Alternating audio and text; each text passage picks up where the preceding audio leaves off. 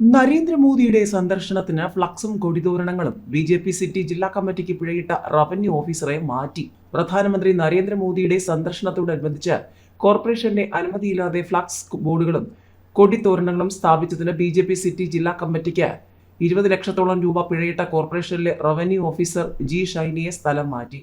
Council secretary സ്ഥാനത്തേക്കാണ് പുതിയ നിയമനം. നിലവിൽ കൗൺസിൽ സെക്രട്ടറി തസ്തികയിൽ ജോലി ചെയ്യുന്ന പി അനിൽകുമാറാണ് പുതിയ റവന്യൂ ഓഫീസർ.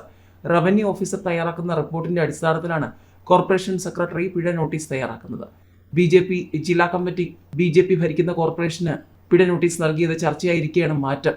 ചട്ടം മറികടന്ന് 23 വർഷമായി ഒരു സ്ഥലത്ത് ജോലി ചെയ്യുകയാണെന്ന് മുൻ ഭരണസമിതിയുടെ കാലത്ത് ബി.ജെ.പി. ആരോപണം ഉന്നയിച്ച ഇടത് യൂണിയൻ നേതാവായ റവന്യൂ ഇൻസ്പെക്ടറെ മാറ്റി. മെയിൻ ഓഫീസ് സർക്കിൾ 12-ൽ ജോലി ചെയ്തിരുന്ന റവന്യൂ ഇൻസ്പെക്ടർ പി സുരേഷ് കുമാറിനെ ആറ്റിപ്ര സോണൽ ഓഫീസിലേക്കാണ് മാറ്റി നിയമിച്ചത്.